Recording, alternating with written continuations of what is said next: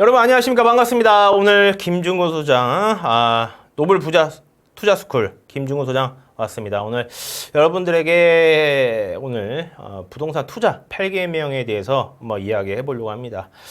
첫 번째, 여러분 부동산에 관심 있어 하신 분도 있고요. 보통 젊으신 분들이 관심 있어 하신 분도 있고 없어 하신 분도 있어요. 근데 실제로 조금 제가 이 부동산에 대해서 보니까 어려워하세요. 용어를 어려워하세요. 그러니까 저도 솔직히 말씀드리면 법학과도 아니고 부동산학과가 아니라 원래는 대학교 때 전자공학과 출신이었어요. 근데 전자공학과 이공계 출신이다 보니까 이 부동산을 하다 보면 또 법을 또 알아야 되거든요. 뭐 우리가 변호사, 법무사처럼 전문적인 법률은 아니지만 부동산 관련된 법을 또 공부를 해야 돼요. 그래서 여러분들이 실제로 뭐 어려워하신 분도 되게 많아요. 그래서 여러분들이 일단은 뭐 기본적인 용어부터 하나씩 공부하시면 부동산에 대해서 뭐 어렵게 생각할 필요 없고요. 관심만 가지면 돼요. 열정이나 관심, 열정. 내가 여기에 부동산에 한번 올인해서 돈을 많이 벌고 싶다 하신 분들은 여러분들 이번에 부동산 관련된 책이나 관련된 내용을 많이 읽어보시면 도움이 될 것 같아요. 그래서 여러분들이, 저는 이렇게 부동산을 너무 부동산을 사랑하는 남자고요. 여러분 부동산이 너무 좋고요. 뭐 어떻게 이제 제가 저희 외삼촌 덕분에 이렇게 부동산 쪽으로 왔는데 저는 제일 재밌습니다. 부동산이. 모르겠어요. 지금 뭐 비트코인 주식 공부하라고 하면 머리에 안 들어오거든요. 머리에 안 들어오는데 부동산 하면 막 요즘에는 뭐 다양한 분야가 있잖아요, 여러분. 뭐 중개 부분, 투자, 경매, 뭐 또 이제 NPL, 뭐 시행, 시행, 뭐 다양한 뭐 P2P 뭐 다 있죠?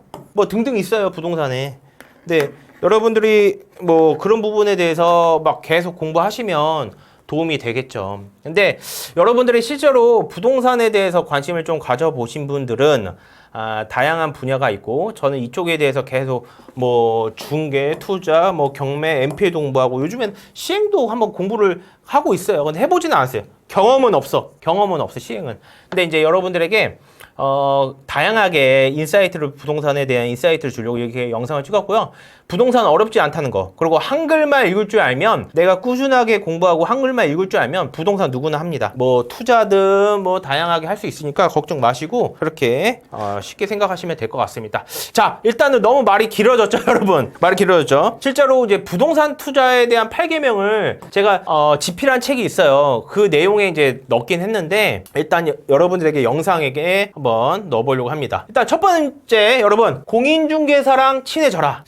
자, 여러분 저도 현재 공인중개사지만 여러분들하고 그 인근에 있는 공인중개사분 있잖아요. 내가 아파트에 뭐 빌라든 그 단지에 있는 현직 지금 운영하시는 공인중개사분들하고 좀 친분을 이렇게 두셨으면 좋겠어요. 왜냐면 내가 가서 음료수 뭐 바카스든 예를 들어서 뭐 식사라든 하다 보면 뭐 부동산에 모르신 분들 있잖아요. 모르신 분들 그거에 대해서 실제로 여러분들이 뭐 정보라도 듣고 내가 실제로 뭐 투자처 뭐 어디가 개발되고 여기가 뭐 재개발 재건축 지역이다, 여기가 뭐 지하철이 뚫린다, 여기 삼성전자 들어선다, 다양한 정보를 얻을 수가 있어요, 실시간으로. 그래서 여러분들이 그 과거에 대해서 부동산 중개사분과 친해지면 좋고요. 내가 실제로 여러분들이, 근데 그건 있어요. 나이대가 뭐 내가 30대인데 뭐 60대 중개사분하고 이제 친해질 수는 없잖아요. 그러니까 비슷한 연령대랑 나랑 맞는 그 중개사분하고 좀 친해져서 식사 한번 하든 커피 하다 보면 다양한 정보를 들을 수 있어요. 부동산에 대한 모든 정보나 인터넷에서 찾아볼 수도 있지만 실제로 그 부동산은요, 그 예를 들어서 영등포면 영등포에 대한 그 부동산에 대해서 그분한테 친해지면 많은 정보를 들을 수 있어요. 그래서 여러분이 임장이나 갔다 보면 제가 솔직하게 여기에 대해서 정보를 좀 듣고 싶은데 좀 알려주시면 안 되겠냐, 뭐 음료수라도 한잔 하고 커피 한잔 사드리면서 여러분들이 친해지면 다양하게 여러분들이 나중에는 언젠가 도움이 될 거라고 생각합니다. 손해볼 건 없어요. 손해볼 건 없어요, 여러분. 그래서 부동산은 여러분들이 실제로 뭐 전세 사기든 다양한 그런 거에 대해서 많이 내용을 아시다 보면 살아가는데 많이 도움이 될 거라고 생각합니다. 있습니다. 두 번째, 여러분, 내가 사는 가까운 지역부터 공부를 해라. 여러분, 부동산 처음에 하신 분들은 제가 볼 때는 부동산을 하시려고 하면 가까운 지역부터 하시는 게 제일 좋아요. 내가 부동산을 모른다. 뭐 내가 예를 들어서 여러분 제가 서울에 살아요. 서울에 사는데 뭐 제주에 대한 상황을 뭐 이렇게 전문적으로 더 알 수 있을까요? 근데 공부하면 알겠지. 저는 이제 한 10년 차 됐으니까 10년 차, 12년 차 투자를 하니까 이제 뭐 인터넷 정보 보고 뭐 아파트 시세 뭐 다 보니까 뭐 그런 거에 대해서 뭐 실거래나 상권이나 그런 거 보니까 뭐 알겠죠. 근데 여러분들 초보자라고 생각하면 내가 가까운 지역부터 내가 만약 예를 송파에 살아. 송파에 대한 이제 지역을 한번 임장도 다니고 상권도 다니고 먹으면서 여러분 임대도 뭐 이렇게 이쪽에 뭐 비어있는지 공실이 있는지 신도시 가봐요. 여러분 다 비어있는 데도 있고 1층. 그래서 신도시도 가보고 여러분 위례 신도시도 가보고 웅동사마 주말에 가족들을 가보고 혼자서 뭐 웅동사마 가보시면 분명 여러분들한테 도움이 될 거라고 생각합니다. 그래서 여러분들 가까운 지역부터 뭐 내가 지역적인 공부 지하철의 남부냐 북부에 대한 상권도 틀리고 그리고 실제로 뭐 여러분들이 다양하게 여기가 지하철이 뚫리는지 뭐 여러분들 뭐 공공시설이 들어서는지 그렇게 하나씩 공부를 하시고 A라는 지역을 먼저 아시고 나서 옆에 B지역, C지역, D지역 그렇게 넓혀가고 점점 하다 보면 점점 범위가 넓어져요. 그래서 여러분들이 가까운 지역을 하다 보면 나중에 전 지역을 점점 범위가 넓어지는 거지. 내가 거기를 가봤으니까. 뭐 예를 들어서 수원에 뭐 지하철 뚫린다, 뭐 아파트 몇 4,000세대가 뭐 들어선다 뭐 그런 거에 대해서 알 수 있죠. 그래서 자, 세 번째 여러분 부동산 투자를 빠르게 하면 너무 좋아요. 제가 장본이에요.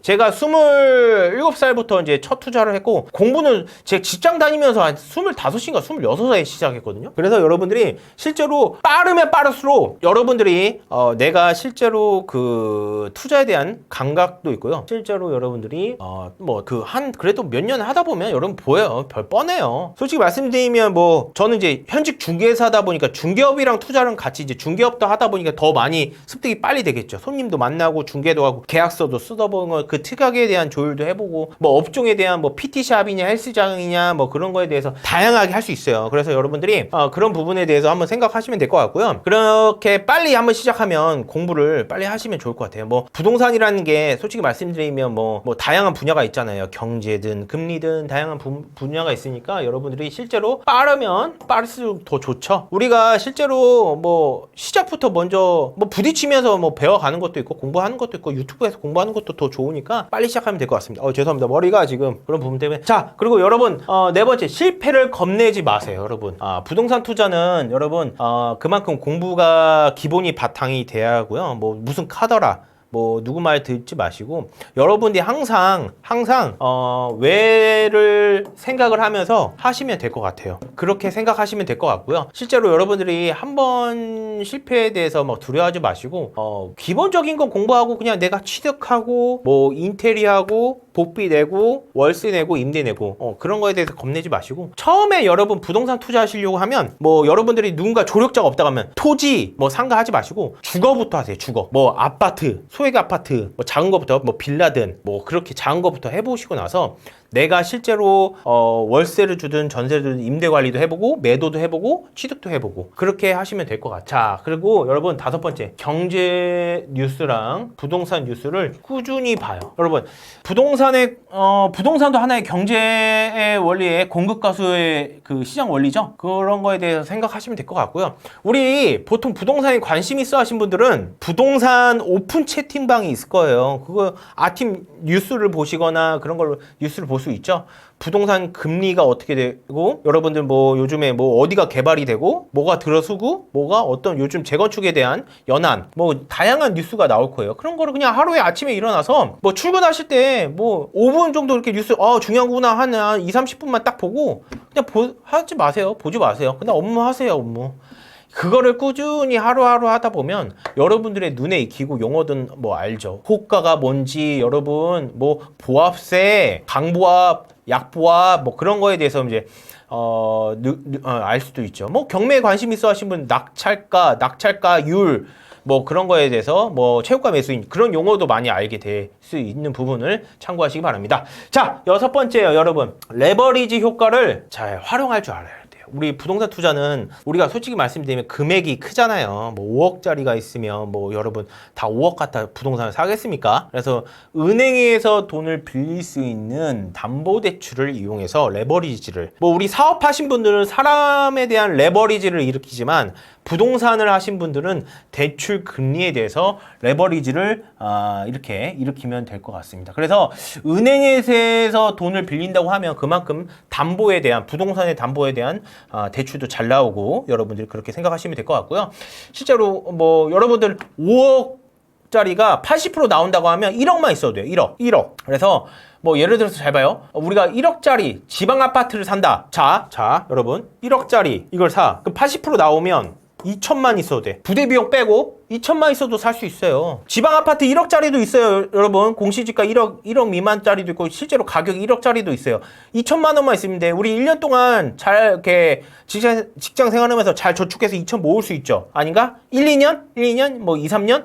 그래서 여러분 25살 대학교 4년 졸업하고 25살 취업한다고 해봐요. 그러면 우리가 31에는 이런 거 하나 살 수 있지 않을까요? 오피스텔이든 뭐 여러분 2, 3억짜리 대출 뭐 조금 4, 5천 갖다 살 수 있지 않을까요? 뭐 경기도든, 그러니까 작은 것부터 한 단계 올라가시면 여러분들은 분명 나중에 큰 것도 잡을 수 있어서 겁내지 마시고 꼭 여러분 대출을 이용을 해서 활용하셔야 돼요. 이해가셨어요? 내가 그 대출 금리에 대해서 월세로 할 건지 아니면 전세로 돌려서 나중에 시세 차익을 얻을 건지, 아니면 내가 실제로 뭐 여러 사업 대출을 뭐 건물, 요즘 건물 빌딩 있죠? 뭐 빌딩, 건물 레버리지 이렇게 해서 사옥으로 들어가신 분도 있어요. 여러분 사업 자체를 사용하시는 분이고.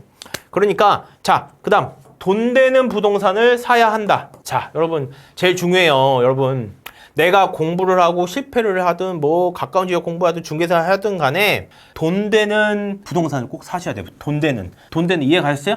돈 되는 부동산을 사야 하는 이유가, 여러분 돈 벌려고 부동산 투자하는 거잖아요. 재테크, 주식이든 뭐 비트코인이든. 근데 여러분들이 가지고 있는 자금, 내가 원하는 실거주인지 투자인지 그 목적에 맞게 엑시트를 생각을 하셔야 돼요. 추구 전략을 생각을 하시고 매입을 하셔야 됩니다. 꼭 이해 가셨어요? 그거는 나중에 추후에 제가 설명 한번 드리고요.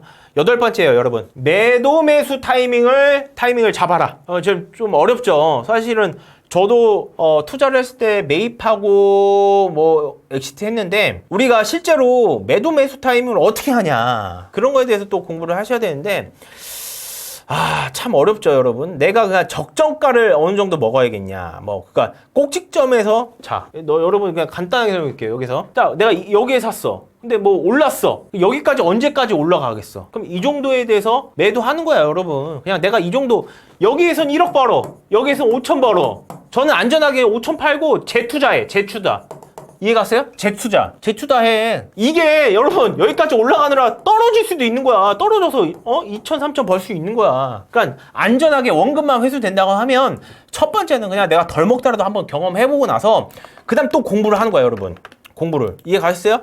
그렇게 계속 공부하시다 보면 타이밍, 매수 타이밍도 있고, 이게 여러분 다 있어. 이게 물건마다 틀려. 아파트는 10년에 대한 시세가 있잖아요. 오르내고 그래프에 대한 거래량도 있고. 근데 상가, 뭐 건물, 매도 매수 타임이 있을 거 아니에요, 여러분. 우리 공시지가가 얼마인지 알 수 있잖아. 그런 거에 대해서, 적정가에 대해서 뭐 평균치를 매기고 나서, 인근 땅값에 대해서 매기고 나서 실제로 이제 평균치를 내서 이 정도에 대해서 팔아야겠다. 그리고 여러분 시장 상황이 있잖아. 호황기, 침체기. 호황기 때 팔고 침체기 때 저렴하게 사서 호황기 때 팔아라. 그런 것처럼 그 시장이 아닐 때도 여러분, 뭐 아파트는 그렇게 했지만 또 여러분 상가는 상권이 안 좋으면 팔 수 있을 것 같아요? 잘 안 팔리고 공실이고 관리비도 나고 대출이자도 나가는데, 자, 토지도 목적이 있어야지 나중에 매도 매수 타임이 있지. 땅도 여러분 수용을 할 건지, 아니면 내가 실제로 여러분 뭐 임대를 여러분 임대를 줘요. 근데 임대를 갖다 수익률이 적을 거예요. 우리가 뭐 농사를 할 때 임대를 줄 수도 있어요. 근데 그만큼 수익률이 안 좋은 걸로 알고 있어요. 그래서 여러분들이 실제로 뭐 기획부동산은 그냥 칼썰기해서 그냥 그렇게